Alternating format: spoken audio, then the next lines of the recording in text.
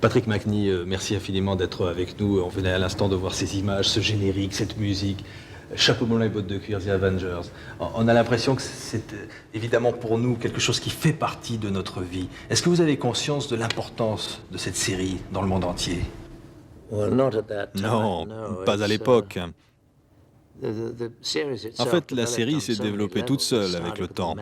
Ça a commencé avec un homme, une femme, Honor Blackman, Diana Rigg, Linda Thorson, Joanna Lumley. Le show avait 5 acteurs.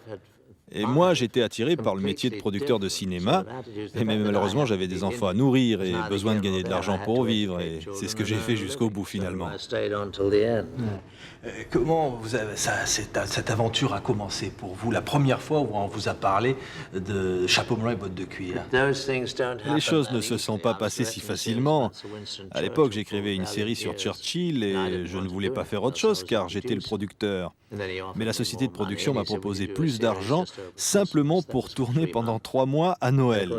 Et ça a duré 11 ans. C'est ainsi que ça s'est passé, simplement par hasard.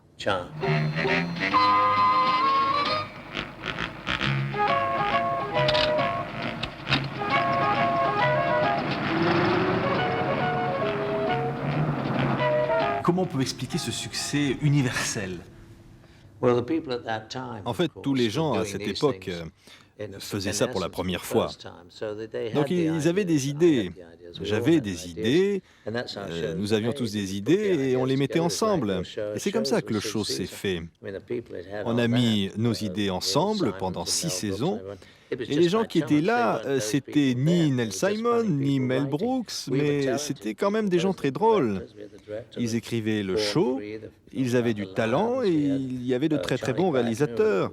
On avait même le réalisateur qui allait tourner un poisson nommé Wanda.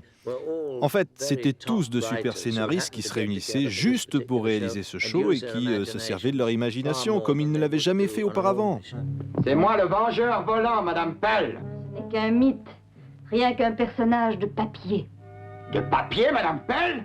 Hein? De papier? Il y a ce visage-là, sur cette pochette, c'est Diana Rigg. Et on a évidemment envie de vous dire que vous étiez un couple tellement extraordinaire. C'est elle qui était extraordinaire. Diana était une femme très particulière à tout point de vue. Elle avait des cheveux magnifiques. Elle était magnifique. Elle était légère, très athlétique, et c'était surtout une grande actrice. En fait, j'avais beaucoup de chance. Très athlétique, vous disiez? Ça veut dire que Elle était était capable de passer des... Elle était pleine de mouvements, comme par exemple dans le générique de la série. Elle faisait du tai chi. Le tai chi à l'époque, c'était un sport très très méconnu.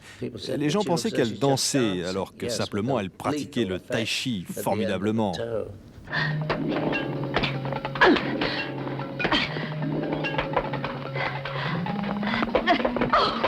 Vous symbolisez, avec la reine d'Angleterre, vous symbolisez la Grande-Bretagne aujourd'hui. Qu'est-ce qui fait que vous avez tant en vous ce qui caractérise pour nous les Anglais?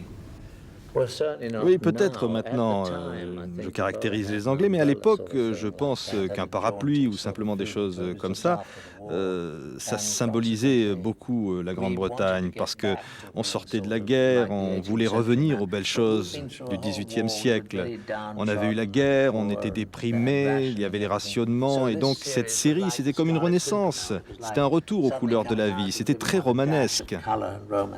Ouais. Qu'est-ce que vous vivez, je crois, aujourd'hui aux États-Unis, mais est-ce que vous n'avez pas l'impression d'appartenir à la Grande-Bretagne quelque part, de faire partie des mythes anglais? Non, j'ai pas la sensation que cette série était si british.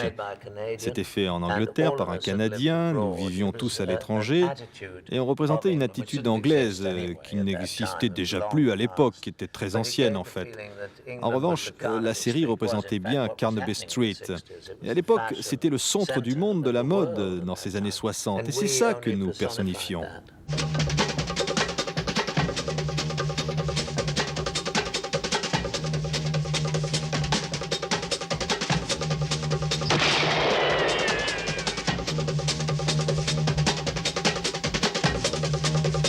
Est-ce que par moment vous vous dites, voilà, je suis comme dans le film finalement? En fait, le personnage de John Steed, il est ce que vous voulez bien faire de lui. Je ne l'ai pas créé moi-même, j'ai simplement dit les répliques, clairement, légèrement, avec optimisme.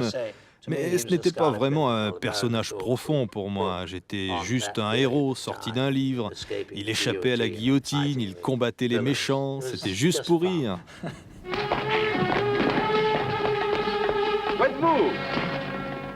Ainsi, nous avons découvert notre agent secret. Sagement à l'abri des barreaux. Je voudrais l'asile politique. Je voudrais l'asile politique.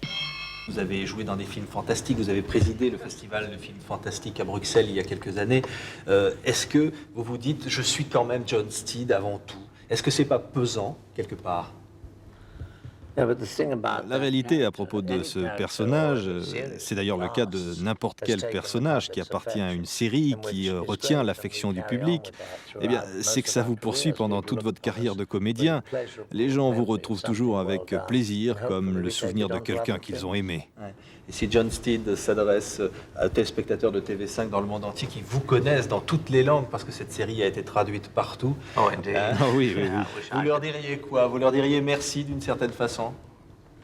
Oh, que dire, merci. En fait, je ne connais pas les gens individuellement. Je connais simplement la personne qui faisait ma voix en France. Par contre, pour les 87 autres pays, je ne connais pas tous les gens qui faisaient ma voix. Cette série, pour vous, c'est du bonheur? Ça a été du bonheur? Je me souviens de beaucoup d'affection, mais comment dire, ça s'est passé il y a 30 ou 40 ans, et c'est comme un autre monde pour moi. Enfin, maintenant, grâce à tout ça, eh bien, c'est une réalité d'aujourd'hui. Et quand on vous voit, pour beaucoup, vous ne changez pas, vous êtes toujours là. Je ne suis plus si jeune, vraiment. Enfin, si vous me trouvez jeune, tant mieux. Vous seriez prêt à repartir, à jouer encore John Steed, si on vous le demandait? Non, en fait, je suis bien content d'avoir laissé John Steed il y a 30 ans. Vous ne vous servez plus de votre parapluie comme d'une épée maintenant. Moi, maintenant, je l'utilise pour autre chose, simplement pour pouvoir tenir debout. Merci infiniment, Patrick Macnee. C'était vraiment un grand bonheur. Et vous savez ce que vous représentez pour nous et pour les souvenirs et les bonheurs que vous nous avez apportés dans cette série.